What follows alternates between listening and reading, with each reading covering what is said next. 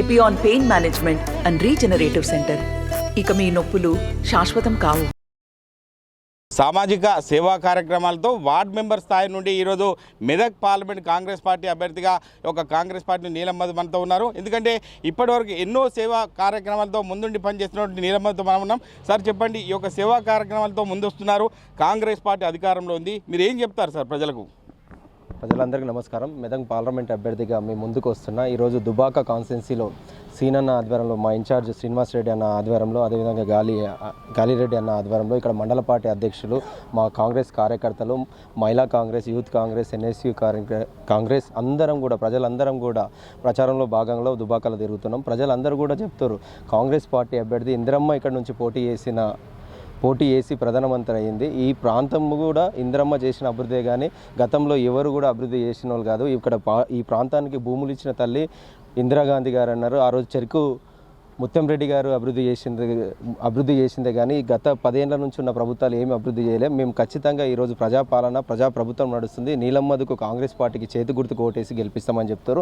నేను కూడా మెదక్ ప్రజలకు కూడా చెప్తున్నా, నేను ఒక పేదింట్లో పుట్టి బడుగు బలహీన వర్గాల బిడ్డకు కాంగ్రెస్ పార్టీ అవకాశం కలిగించడం కూడా నాకు సంతోషంగా ఉంది. ఆ పూర్వజన్మ సుకృతం అనుకుని తెలియజేస్తాను. ఓకే, అంటే నీలం మధుకి ఇప్పటివరకు తల్లిదండ్రులు లేరు, మెదక్ పార్లమెంట్లో ఉన్నటువంటి వారే కుటుంబ సభ్యులుగా భావిస్తారని చెప్పి మైనంపల్లి హనుమంతరావు కావచ్చు, కొండా సురేఖ చెప్పడం జరుగుతుంది.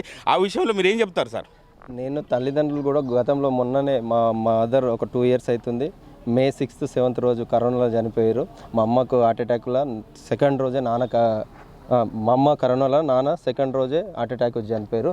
నాకు మా అమ్మ నాన్న కూడా పెద్ద కుటుంబం ఇచ్చిపోయింది. మెదక్ పార్లమెంట్లో ఉన్న ప్రజలందరూ కూడా నా కుటుంబ సభ్యులు, మా అన్నలు, మా అక్కలు, చెల్లెళ్ళు, నేను అలా కుటుంబ సభ్యుల్లాగా ఉంటానని చెప్పి పటంచేరు నియోజకవర్గానికి ఇప్పటికే సేవా కార్యక్రమం ముందుకెళ్తున్నారు. ఎందుకంటే ఒక ఫోటోగ్రాఫర్ల ఇష్యూ కావచ్చు, ఇన్సూరెన్స్ కావచ్చు, సేవా కార్యక్రమాలు, ఇటు పుస్తకమట్టల పంపిణీ కావచ్చు, ఇవన్నీ చేస్తున్నారు. ఇప్పుడు మెదక్ పార్లమెంట్ పరిధిలో మీరు ఎటువంటి వ్యక్తిగత ఎజెండాతో ముందుకెళ్తారని అనుకోవచ్చు?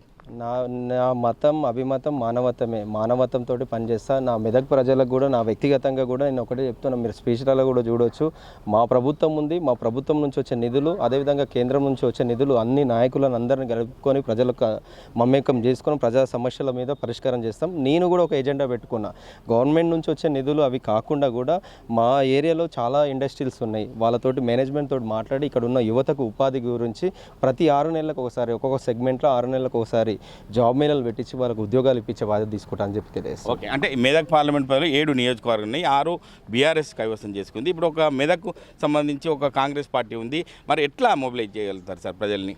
అన్న, గతంలో చరిత్ర చూసుకోండి, మా రేవంత్ అన్ననే చూడండి, గతంలో కొడంగల్లో ఎమ్మెల్యేగా ఓడిపోయారు, తర్వాత మల్కాజ్గిరి ఎంపీగా గెలిచిండా లేదా? ఆడ మొత్తము బీఆర్ఎస్ పార్టీ ఉండే. ఈరోజు మా ప్రభుత్వం ఉంది, ప్రజాప్రభుత్వం ఉంది, ప్రజాప్రభుత్వం చేసే సంక్షేమ పథకాలు ఉన్నాయి. 6 గ్యారెంటీలలో 5 గ్యారెంటీలు ఇచ్చినాం.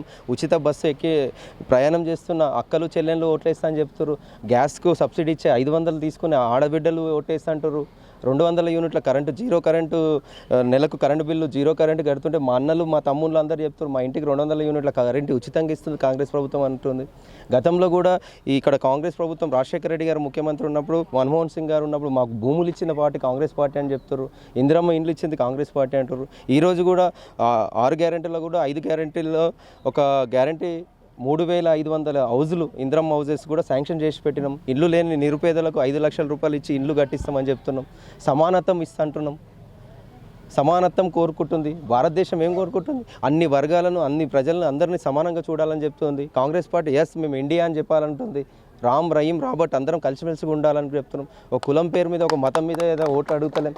మేము సమానత్వం కావాలి. మా బీసీలకు కులగణన చేస్తున్నాం. కులగణన కూడా మీరు మొన్ననే చూడవచ్చు, తీర్మానం చేసింది ఇందిరమ్మ పాలన మన తెలంగాణ రాష్ట్రంలో.